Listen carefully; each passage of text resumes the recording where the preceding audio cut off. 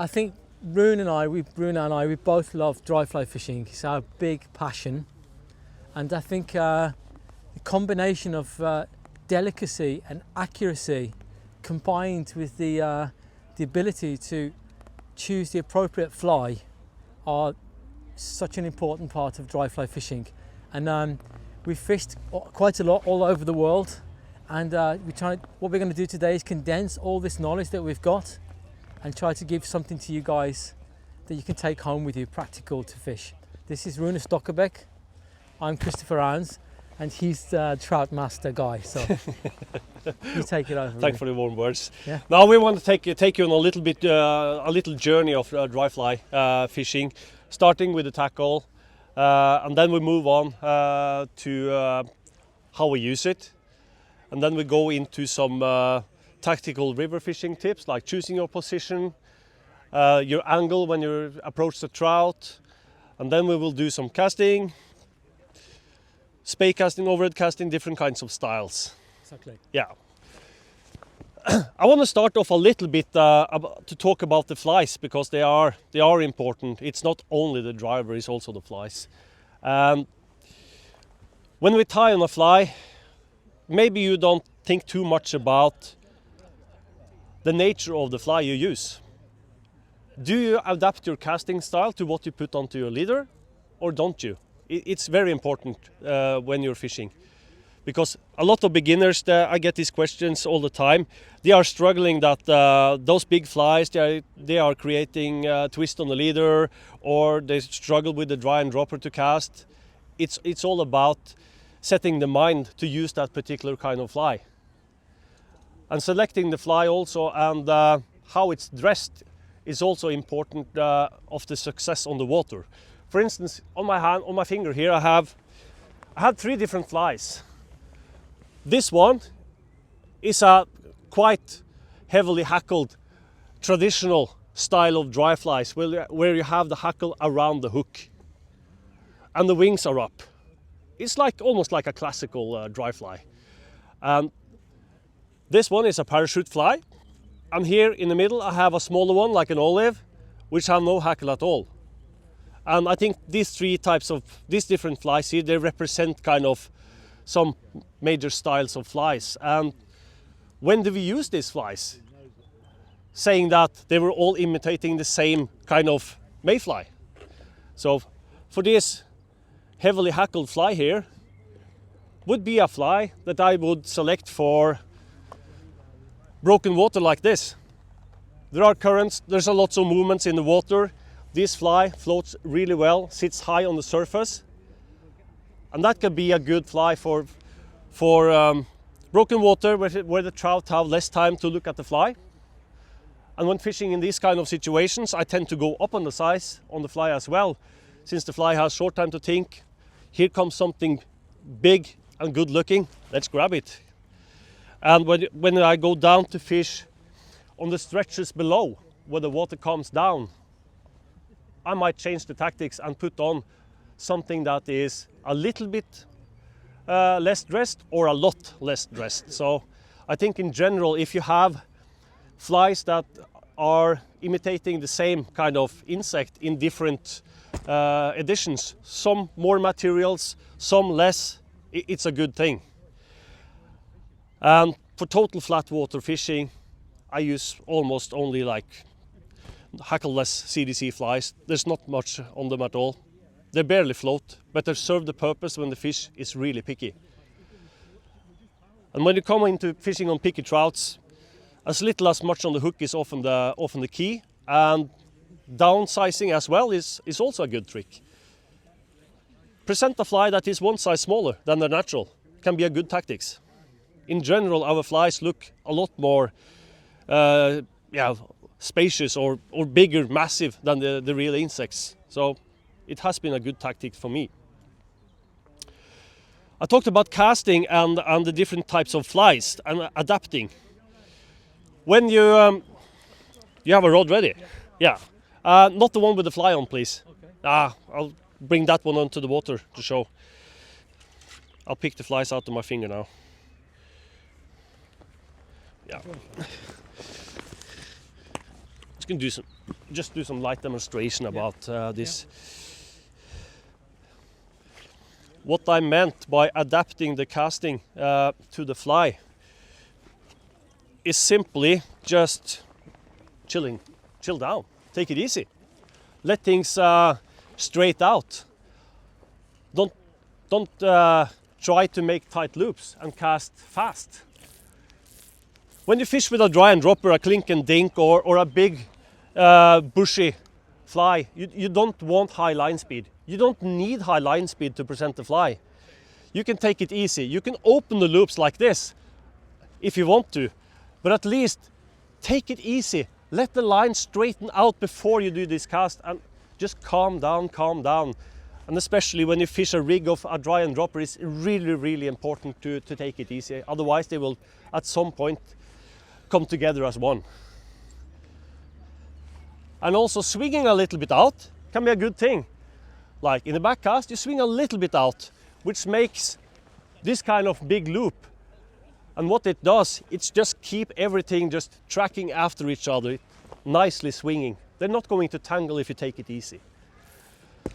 So that's my most important message about casting these flies. And also when you have these big bushy mayflies on, you need to select proper tippet size, and that's why I use them in like broken water.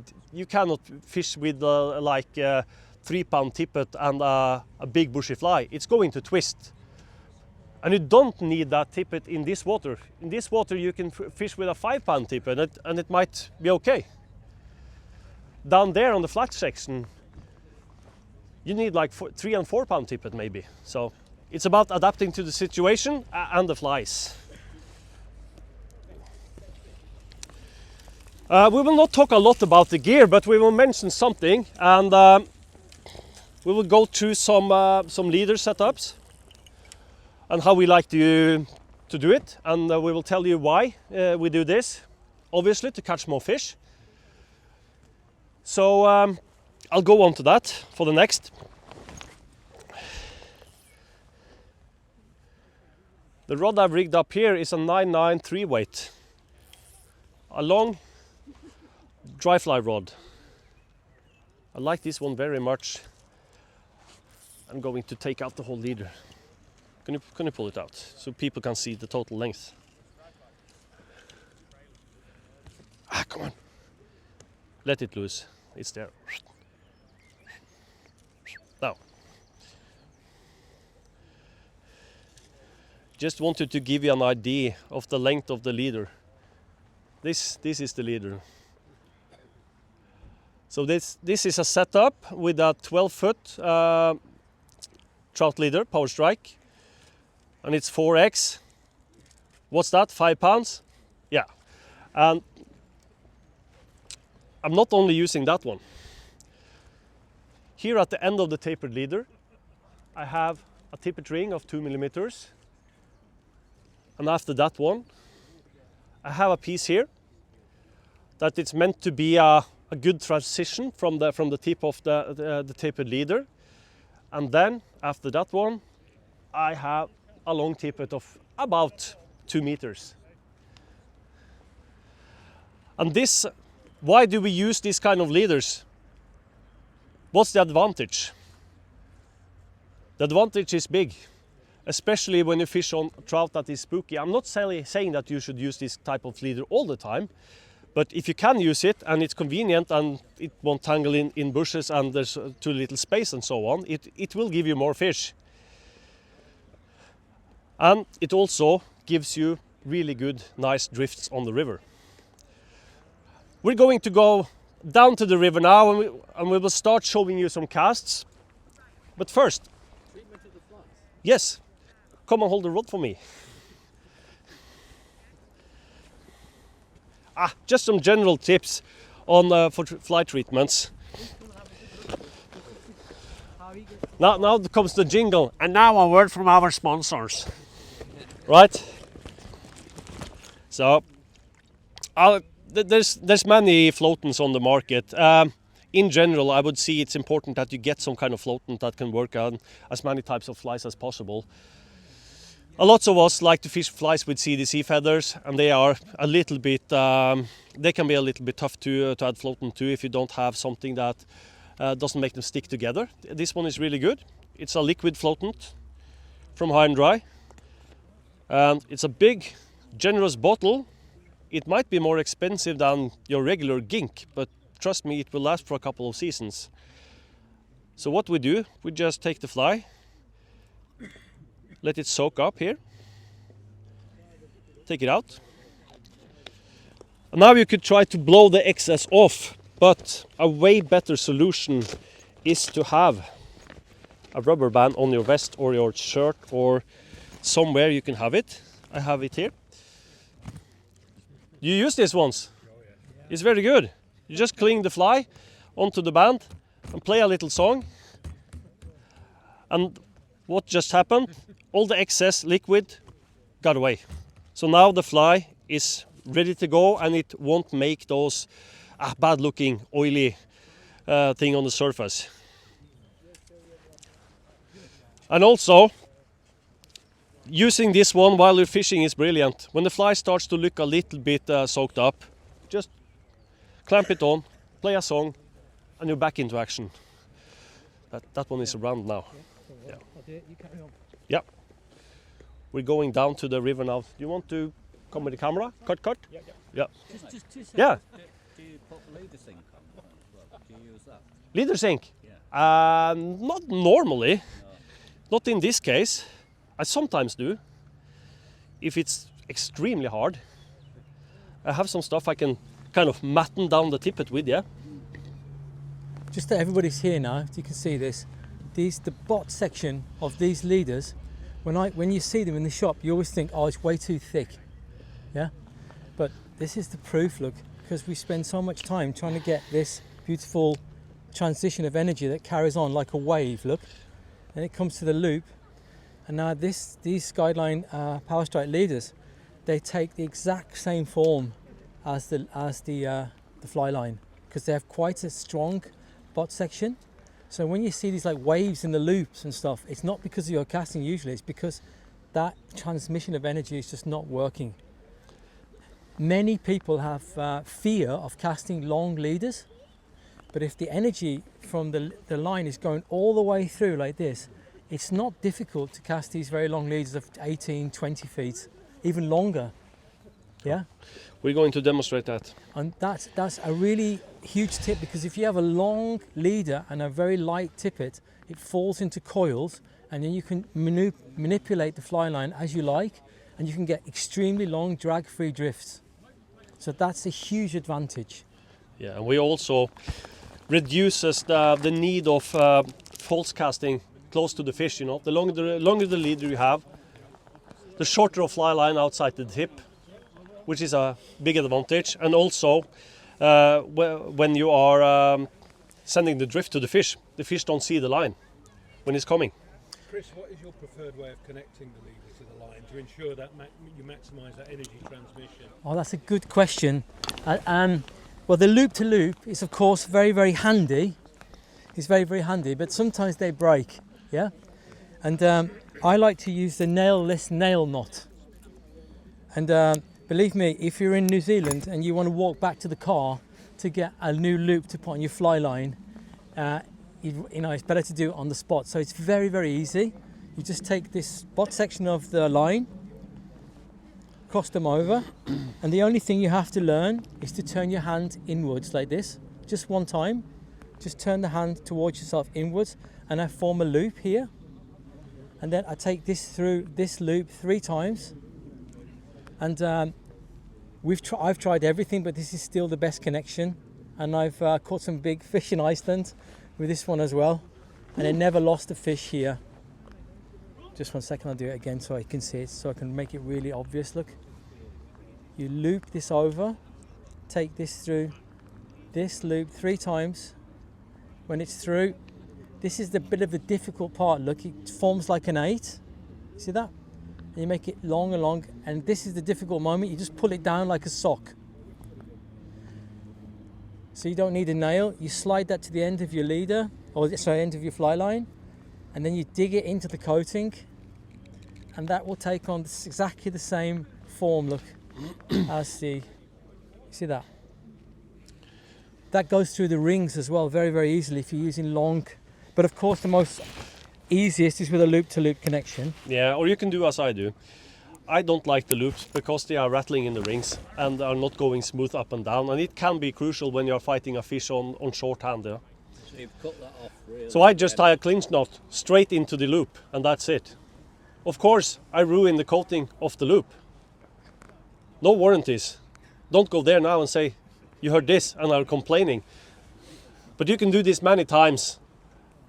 You can do this probably for a couple of seasons before the loop is ruined. Just tie it gently like clinch knot, Yeah. 4 rounds, pull it through, soften well, and there you go. It is almost as smooth as this connection. Just keep talking a sec. Yeah.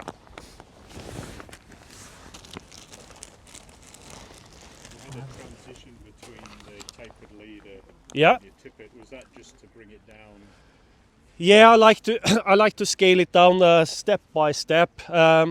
I'm not a big fan of kind of skipping one size. Say if I want to go from 4 to 6x, I like to go through 5. Yeah, I have found that to be best for me. smoother. Yeah, and the knot I'm using when I'm joining this material here in the tippet ring, I use a knot called the Davy or the Crawford. It's pretty similar. It's a figure-8 knot. And for the other sections, I have used the surgeon's knot before, but the last 3-4 years I only use the Orvis knot, it's called. It has, if you look at that joining knot, it makes a kind of a loop of both ends that goes around the line, and it seems to me that that new loop doesn't dig so much into each other like the surgeon's knot does. Yeah, it's very good. So if I want to do like 6x on this one, this is 5x, I would take like 50 of 4, 40 of 5, and then maybe 2 meters of 6. It can be longer as well, but this is quite normal length actually. Should we go down? Yeah, we're going to go down to the rear and show Yeah. some more presentation. Come along. I just want to show you a little bit how this leader works, and then Chris will go over to the next subject. Maybe some of you think that it's not possible to straight this leader out properly. Will it work on short range? So let's start by doing some short casts. Only a feet of fly line outside the tip. You see how the leader works? It actually turns over. Let's put it on the water. Whoops, it didn't straight fully out. Should it? Maybe not.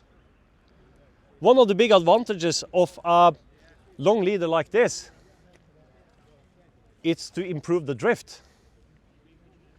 If you cast a dry fly all the time, straight on the water, it is straight. Quite often you want the line to have some time to work around, drifting naturally. And by manipulating the length of the leader, you can build added drift into the leader, so it kind of collapses on the water and drifts more naturally.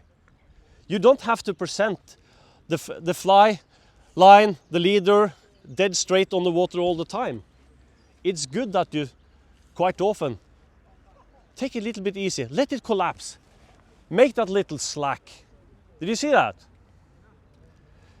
It's very good when you're casting into different kind of currents. It can drift naturally. And sometimes you might even have to cast over the main current and into some calmer currents. Then these kind of setups are really, really good and necessary, because the really long tippet will buy you more time of a good drift. Sometimes, if I were to wade out now and cast over that current into more shallow water, I would probably lengthen that tippet up to like 2.5 meters and the other sections to buy myself more time.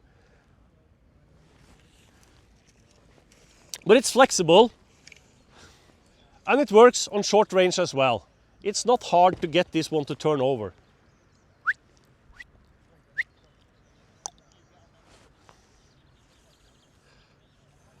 And it gets easier and easier the longer you cast. It will straight more out if you fancy. Just increase the speed. If you decrease, it collapses and you get a better drift.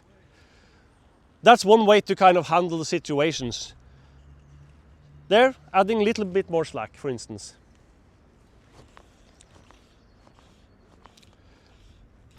Do you use this kind of setups yourself, or is it something new? Yeah. Any questions about it?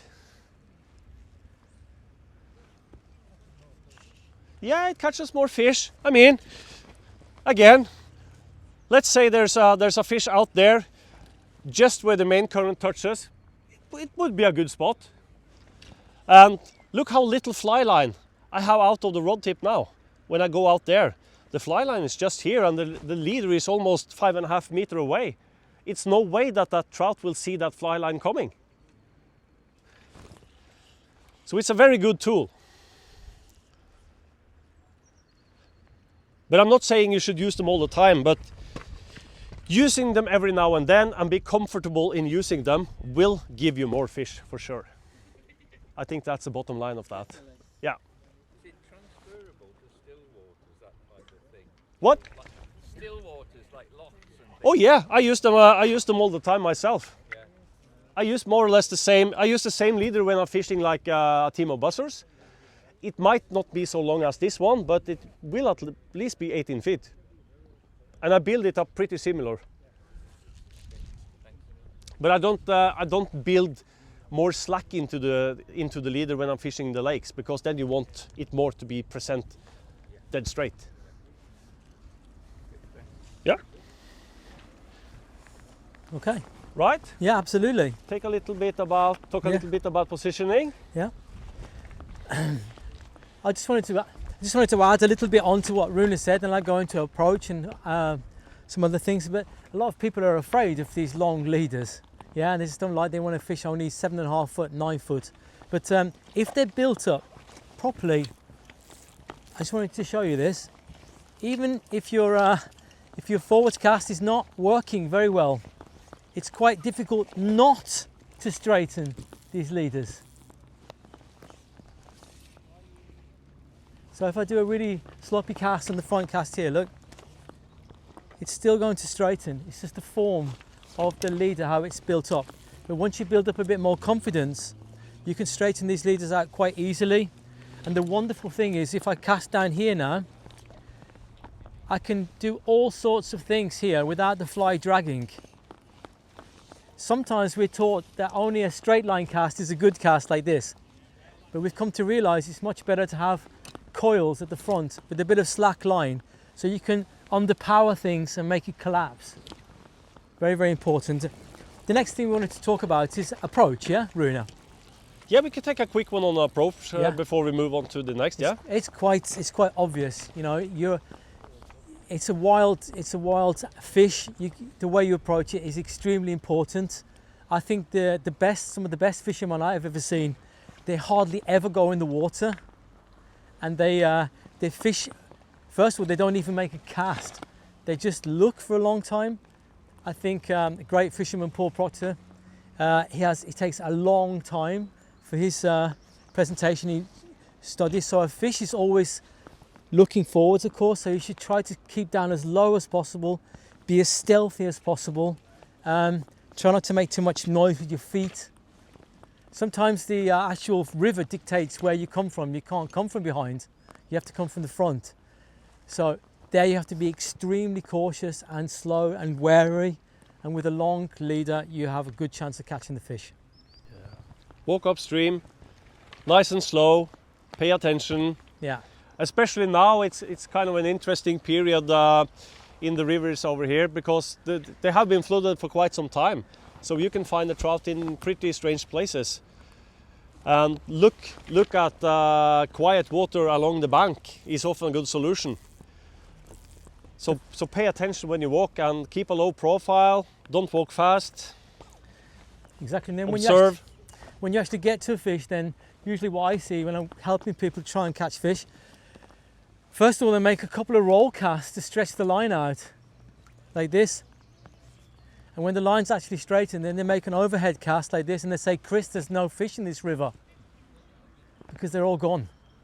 So it's much better to keep your flight ready to go, you can make a couple maybe force casts over, away from the fish, and then the final delivery over the head of the fish. That's pretty important, because if something's going over its head, it's going to get out of there, yeah?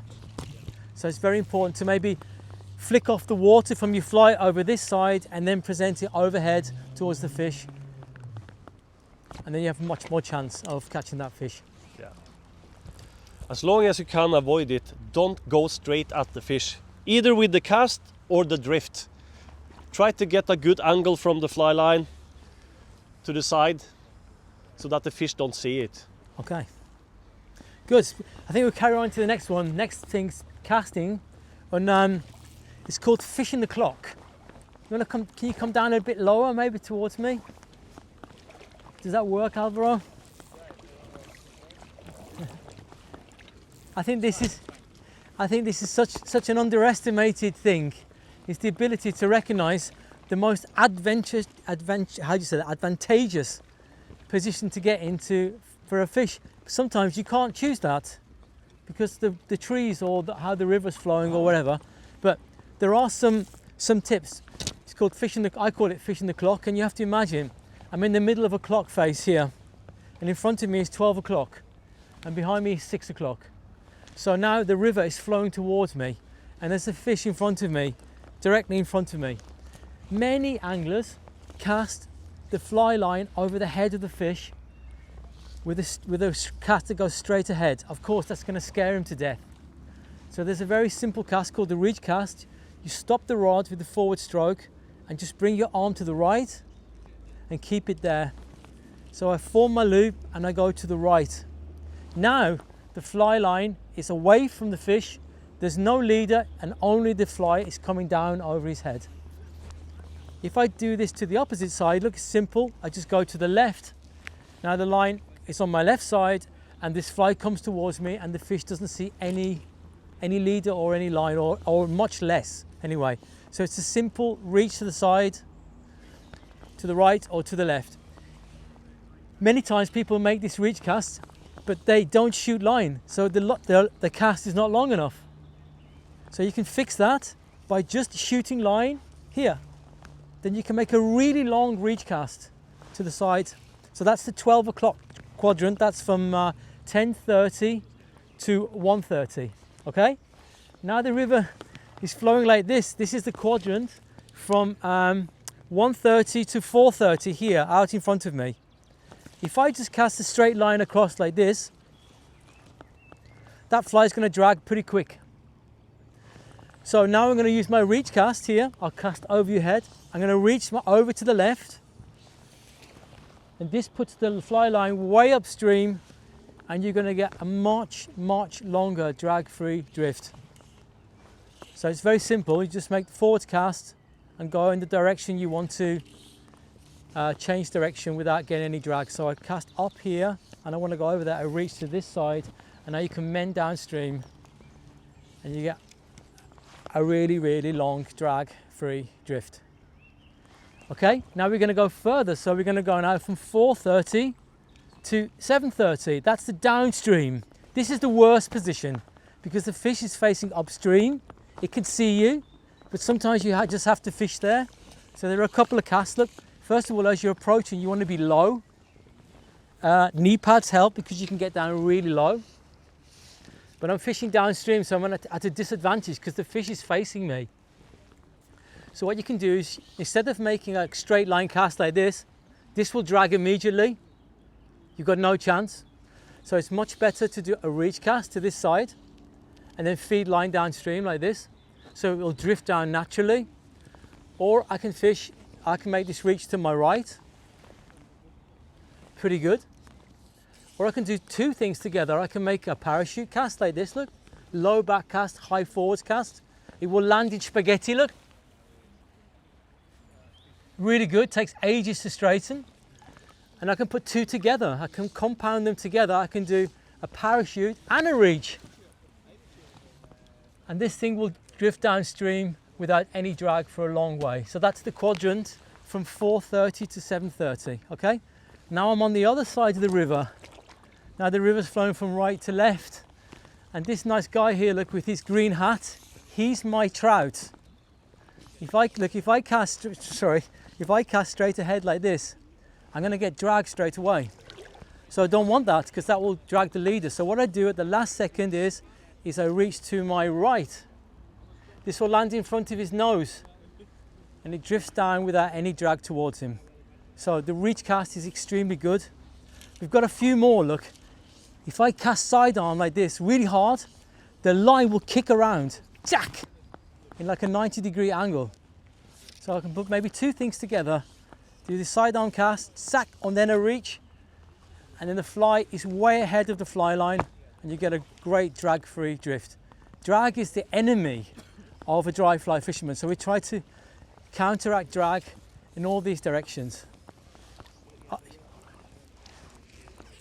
What's very important is, if I can say this before we go any further, it looks a bit funny, but we should try it, all of us together, okay? When you make a forward stop in a fly cast, I have to pick out somebody now who looks a bit dangerous. This guy here, look. No. Only joking. You'd be surprised how many people can't do this. If I want it to this lady, look, if I want to flick this water in her face, look, right? And I'm here and I finish here, look. That goes into the trousers. But if I stop here, that goes in the face. And that's exactly the same with the fly cast. I stop, and to do this reach cast, I just go to the right.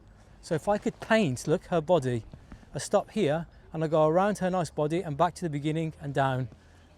That's how you do your reach cast. It's surprising how many people, how many anglers finish off with their arm straight. This is going to scare everything away until Manchester, look. But if I make an abrupt stop here, up here, the fly line won't go out. So it's very, very similar to that. Can we just do a quick test before we go any further? Help me. Telephone. Just 1 second. Good tip. Imagine you're calling up your girlfriend or your wife. Take your hands out your pockets and do it with me. Come on. Just give it a try. You put the telephone in your hand like this, and then you take the really bad finger and stick it onto the elbow. And now pull your elbow down to there. That's a good stop.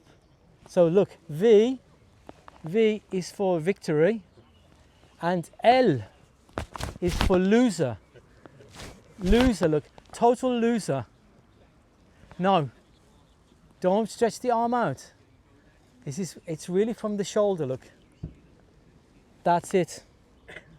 That's it. That's right, perfect. Bang. Look at the difference, look. If I call up here, take a telephone call here, look, and I end the telephone call here, it goes out. But if I finish here in the victory, you get a lovely rolling loop, so they don't even know you're coming, the fish. If you do this, look, a trout is not that intelligent, but if some kind of long plastic line rolls along the surface like this, he's going to bugger off. But if you make a high stop up here, the fly comes out of the air and it lands softly. So keep that tip. Okay, Rune, next bit. Very good. Shall we do some continuings on that one? Yes. Some spey? Yeah. Spey casting. It's not only for casting big flies, streamers, salmon flies, it's also for dry fly fishing. So you can walk through the basics. And I have a fly on that is dry. It's going to be quite dry when it lands. You do the dry fly spey and I'll do the bait warm up. Yep. So we just, usually spey casting is considered to be something Scottish people do with kilts on, and you know, it's for real men with big long rods. But we can use these spey casts also for our dry fly fishing afterwards. With these adaptations, we can use them. So a good way to learn the basics of a roll cast we just did is here. It's this D loop on my right side. The line is showing in which direction I can cast.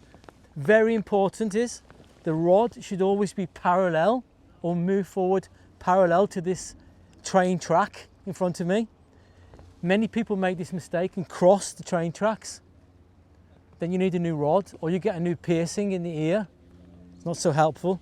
So a good roll cast is a very delicate movement actually. It's just an acceleration to a stop, and you just make a very minimal movement here and it will go out. It's very similar to a penalty, a roll cast, because the line is static like a ball in a penalty. Very difficult penalty sometimes because you have to kick this ball stationary into the goal. Not easy. So how is it called in English when the line comes to, or the ball comes towards you in the air and you kick the ball back? What's that called? A volley, exactly. And what happens with the volley is the ball comes out the air and you kick and they hit. So you have much more energy in this.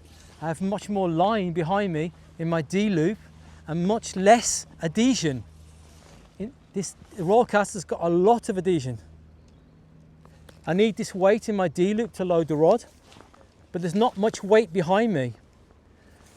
But with the switch cast, I have a bit more weight behind me, a bit more mass and less adhesion, so I can cast further. But this is actually a useless cast, isn't it? Because I'm casting to exactly the same spot that the fly was. Look, I have to go back. I can't change direction. So in Scotland, they invented this. Should be very proud of it. It's in the whole world now. You can use Spey Cast here to twist your body and to align and then to make a change of direction easily. I know, I've stood in the audience many times and I didn't understand what the people were talking about giving the demonstration. So through years of experience, I tried to condense it into this. Imagine that's the tongue of a dog. You have to give the dog a drink, always. This is not giving him a drink. His tongue needs to be here.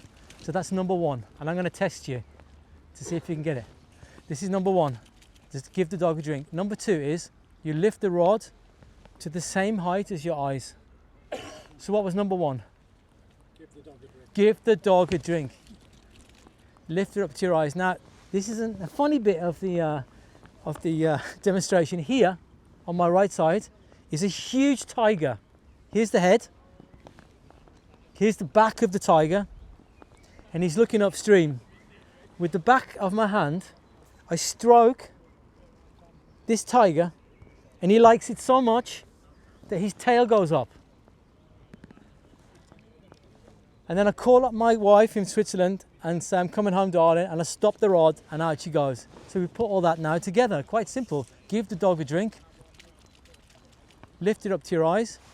I'm going to stroke this cat on the side, call up and out. That's the basics. Lift, sweep, cast and out. Usually when men learn casting, they don't have much timing. They step on the feet of the women when they go dancing in the evening.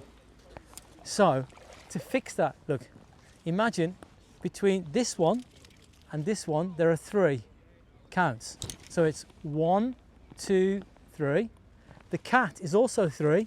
1, 2, 3. And the forward cast is also 3. 1, 2, 3. What I see mostly in my courses is this. It's 1, 1, 2, 3, 4, 5, 6, 1. But a great Spey cast is like a waltz from Strauss. You know Strauss, anybody? It's always in a 3. It goes da dee da da, 1, 2, 3, 1, 2, 3, 1, 2, 3, down. Gives you perfect timing. 1, 2, 3, 1, 2. And the longer the line, the slower the waltz.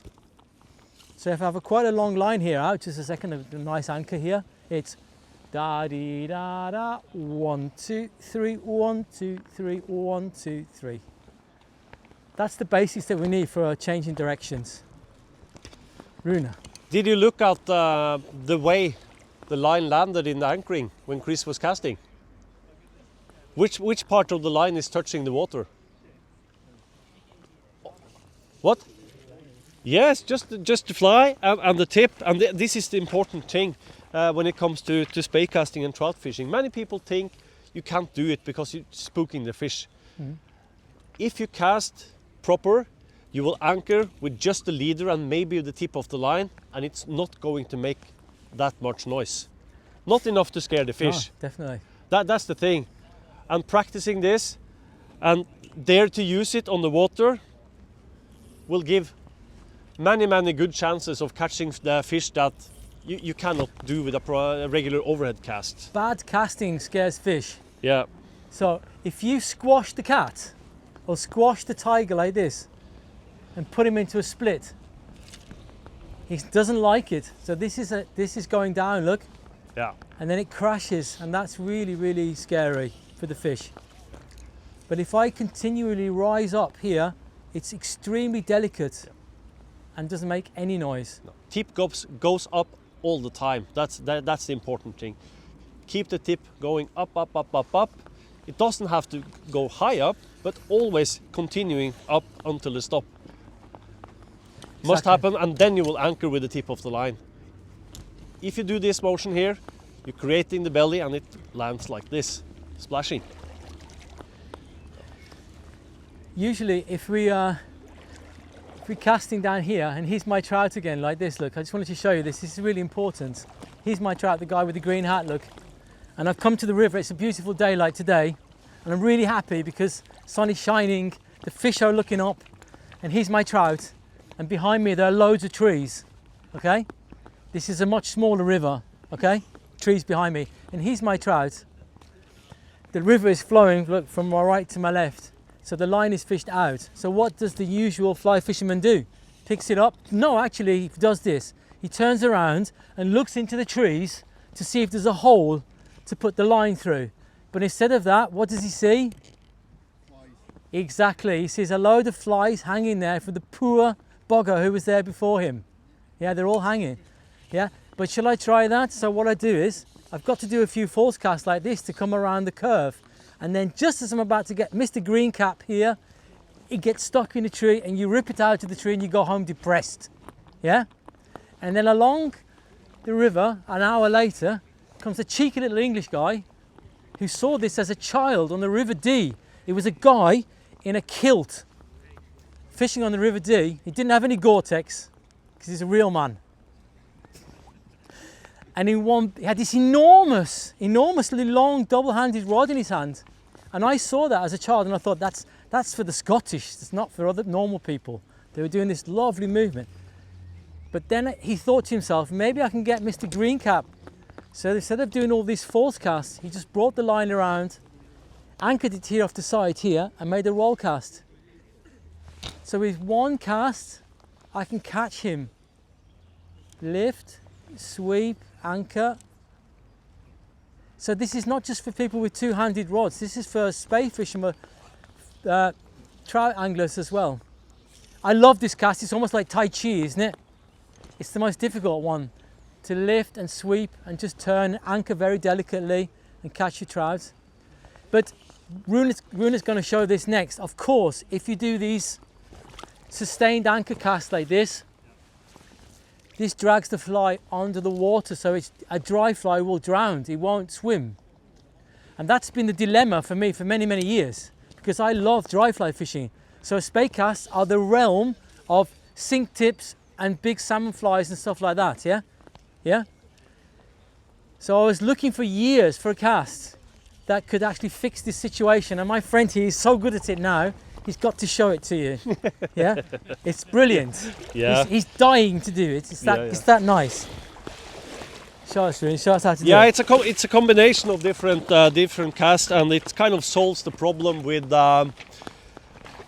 roll casting and regular spey casting. You tend to soak the fly so much it doesn't look good when it lands on the water.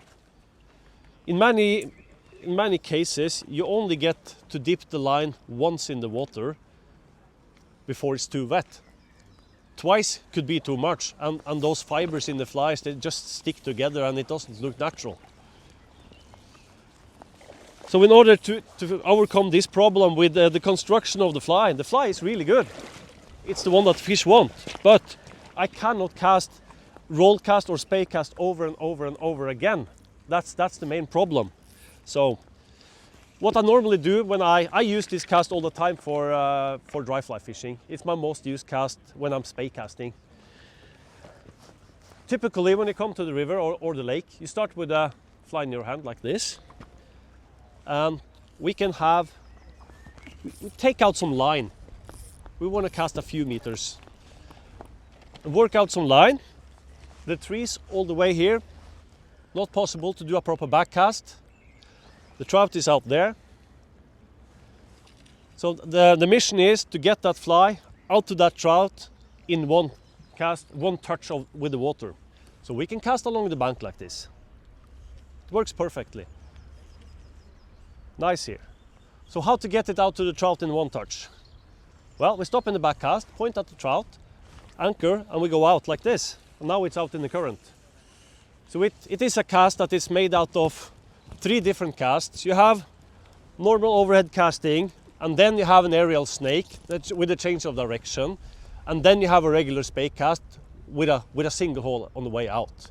That's the combination of this cast. And as you maybe noticed, the fly was floating perfectly.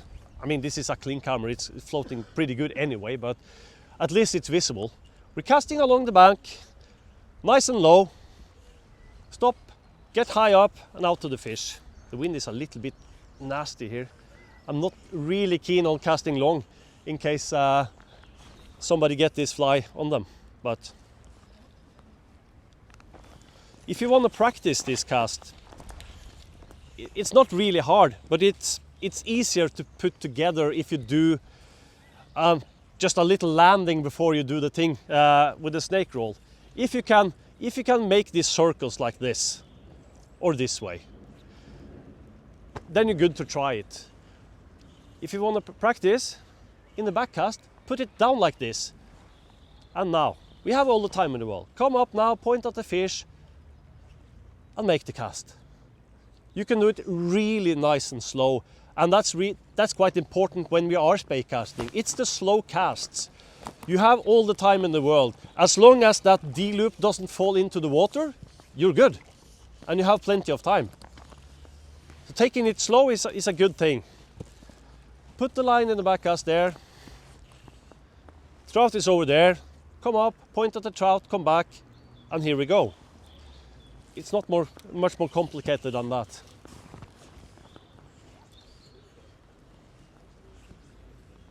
And as you see, it doesn't make much disturbance. There's no splashing here. And if needed, you can also you can add, if you need to mend or reach, you can always add those things to it at the end. Come like this, reach upstream, make a loop, it drifts. Very useful cast. Very useful cast, and I learned this actually from the cameraman here from Alvaro. I think it's much better to make a mend in the air than to make it on the water. Yeah. So if you are doing these casts like this, and then you're presenting the fly and then you're mending like this, you want to try to avoid that. So you can do them in the air quite simply. You do this here, and then in the air I can reach all the way over to here, and then I have a huge drag-free drift. And for the casting geeks here, you can pimp this up a bit. You can put 3 holes in. You do a hole here, and another one there at the end, so it's 3. That gives you unbelievable line speed here. So you can do hole, hole, hole. That puts in amazing amount of speed. It's a brilliant cast, and it gives you the opportunity to present a dry fly totally dry. You can actually start with it in the hand. Just to recap a little bit, you can start with the fly in my hand, and you cast it underneath the radar of the trout, and now I can't cast behind me because there's trees. So like you said, circle, land, out, and then you're back in. Fairly soon. And you get these long drag-free drifts. Okay. I think we're through the program, aren't we? Absolutely, but we had a great question before. Yep. Because one of the people in the audience said, what do you do if you have a lot of wind and you have these long leaders? Well, if you're casting slowly over here with beautiful loops, they really are prone to be blown back into your face. So it's much better to angle the cast down and increase the line speed. So cast a little bit quicker and with a very low line, and this will go under any wind. It'll also go under trees as well here. So you're not coming up like this, look, and making a lazy loop over the top. They get stuck in the tree. So you cast sideways here, very high speed here, and at the end you go up, and that will place the fly first. So it's a good tip if you have a lot of wind from the front. Absolutely. I think we've done about everything now that you can do. Yeah, I think we're through the program. If you don't have any questions for us, Jim and Jill they are keen on exactly getting on, I think. Thanks for listening to us. Yeah. And Yeah.